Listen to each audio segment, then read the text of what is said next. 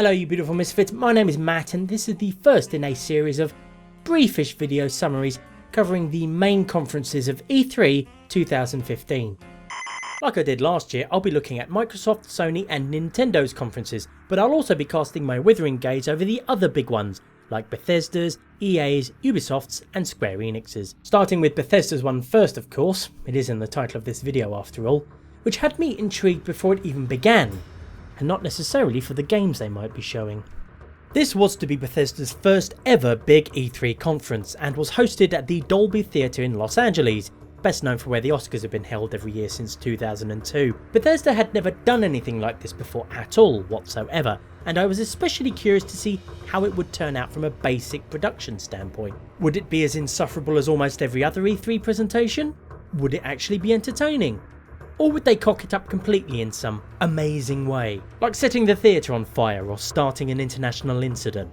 Top Bethesda bloke Pete Hines stepped out onto the stage, accompanied by the rousing main score from Skyrim, to open the proceedings, and immediately came across as someone you could comfortably have coffee with, rather than someone you'd want to subject to the Void Comf test from Blade Runner. He also promised blood, guts and a bunch of stuff blowing up. His exact words. Blood and guts and a bunch of stuff blowing up.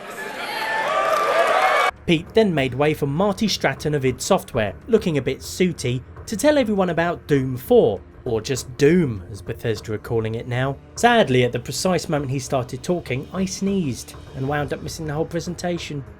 Nah, only kidding. We got to see substantially more of Doom in this presentation than in that piddly excuse for a teaser trailer Bethesda put out a while ago. Like chainsaw dismemberment, punching imps in the face, double-barreled shotguns, tearing Hellspawn in half with your bare hands, feeding a mancubus its own cyborg heart, killing a zombie soldier with its own leg, and other hyper-violent, gory goodness. In short, all good, messy, wholesome fun. Who could possibly object? Oh yeah, of course. This joyless Burke. But I digress. As well as plenty of fast-paced single-player footage, there was a good bloody chunk of fast-paced multiplayer on show as well, with players blowing each other up into meaty giblets as either a regular hard-ass boring space marine or one of the countless denizens of hell itself. Bethesda are also chucking in full support for user-generated content with Doom Snap Map, a supposedly simple-to-use editor that lets you carve out your own special corner of hell quicker than a revenant can beat you to death with your own arms. Kids today, don't know how easy they have it. In my day we had to squint ourselves blind, hence the glasses, learning Doom map editors like DEU here. Bet they don't even know what a vertex is. Or a side death. Yeah, I fucking know my Doom map editing shit, motherfucker. Anyhow, consider me pretty bloody chuffed with how Doom looks so far. Emphasis on the bloody, of course, with the side portion of demon giblets. It seems to have the usual modern razzmatazz and widgets people expect from modern shooters, while still retaining the satanic spirit of the original. Loads of ludicrous jibs, fast-paced action, over-the-top blood and gore, cyber demons and big fucking guns. Up next was some fuss and bibble about BethesdaNet, a new central community hub for all things to do with Bethesda's games. So, a website basically? Woo? Then there was Battlecry, which still looks like a third-person version of Team Fortress 2, just like it did when it was unveiled at last year's E3. Oh well, apparently there's a new faction in it now, and some new classes with names like Brawler, Infiltrator, Ranger and Gadgeteer. It looks alright I guess. Sorry, it's just not my thing. Not like Dishonored 2, it was the trailer for Dishonored 2, there's a Dishonored 2, you play as Emily Caldwin this time, only she's the Empress now, and there are robots with swords and new magic powers and wasp things that crawl out of people's corpses and more robots and more magic powers and moving rooms and... Yeah, I was just a teensy bit excited to see Dishonored 2 confirmed. I could say more about the game, but then this video would just be 4 hours of me yelling Dishonored 2, Dishonored 2, Dishonored 2, Dishonored 2, Dishonored 2, Dishonored 2, Dishonored.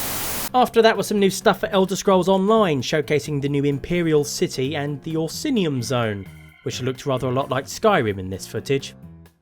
That's it really. You see, I kicked my MMO habit years ago, so at best this gets a perfunctory nod and a yeah, that looks alright. My brother on the other hand fucking loves the game. The Elder Scrolls theme continued with Elder Scrolls Legends, a free-to-play strategy card game of which Bethesda only showed this non-gameplay trailer fluff. Hang on. Strategy card game?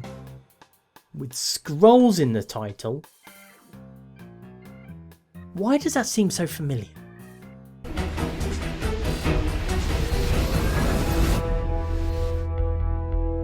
Methinks someone should be calling their lawyers. And with that, the show was over. Only kidding, there was still Fallout 4 to show off, for which Pete Hines brought out Skyrim head honcho and director of Fallout 4, Todd Howard, sporting a fetching jacket and receiving the kind of rapturous applause that Jesus might expect if he was making Fallout 4. Todd Howard then told the audience to burn Los Angeles to the fucking ground, which they did, immediately and without hesitation or remorse, all the while chanting Fallout 4, Fallout 4, Fallout 4. I might have made that last bit up. He probably could have though, judging by the audience's devout and silent reverence towards this montage of concept art that went on just a bit too long. Eventually we finally saw some bloody gameplay footage, starting with this character creation bit, set a short while before the bombs drop. You can edit your character's face almost any way you want, and you select your gender by walking away from the mirror as either the husband or wife here. Which is all very impressive, yet also a wee bit freaky. It's like they're a pair of shape-shifting alien infiltrators or something. Hey, maybe that's a plot twist. Another point I want to bring up about the character creation: what if I want my character to be gay or lesbian? Does that mean they're living a lie from the very start of the game? Is their marriage a sham? What about this baby they have together? Does the robot suspect? Was pre-war society so repressive that only nuclear Armageddon would let them truly be who they really are? And if so, are the bombs a metaphor for the upheaval of societal change? Hello, is this Polygon? Yeah, I've got an article I'd like to pitch to you. It's about how the nuclear war in Fallout 4 is a metaphor for societal change and sexual freedom.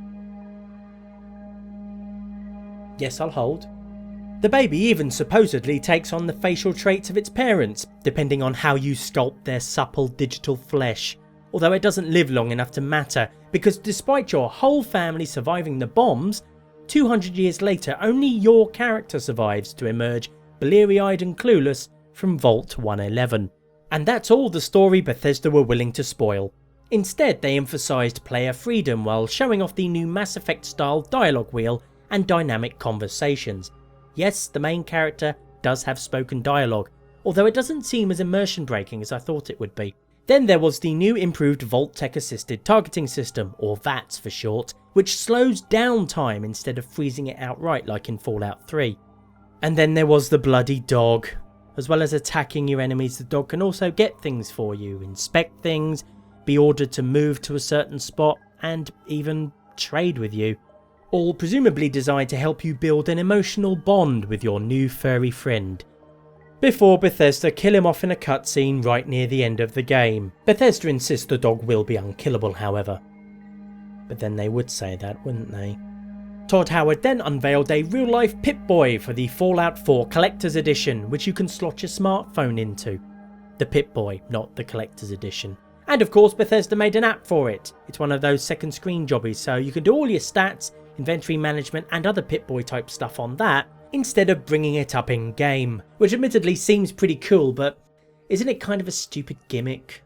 As far as stupid gimmicks goes, Irish is the best fucking one. Best conference ever. That bit about the second screen app served as a segue for Fallout Shelter, a free iOS app reminiscent of games like XCOM, Little Computer People, FTL and Sim Tower, where you run your own vault. And it's a free app, although it does have microtransactions in the form of lunchboxes with prizes in them. But Todd insists you can play it just fine without them. And who am I to argue with Todd fucking Howard? The real meat of the Fallout 4 presentation, however, for me was the crafting system. According to Bethesda, you'll be able to salvage all that otherwise useless crap you find in the wasteland and use it to build your very own post-apocalyptic settlement. Build it well enough and you'll attract shopkeepers and other NPCs to come and live there, a bit like in Terraria. You won't be building just one settlement, however. You can build a bunch of them, and then run trade caravans between them. You will, however, need to craft defences since your settlements will be attacked by raiders, super mutants and other hostile post-nuclear nasties. So basically you can become the alderman of a tiny village, the mayor of a small town, the leader of a burgeoning nation, or even the warlord of a warlord? Warlord? Yes. Warlord. Now, Bethesda. Are you telling me I can be Immortan Joe?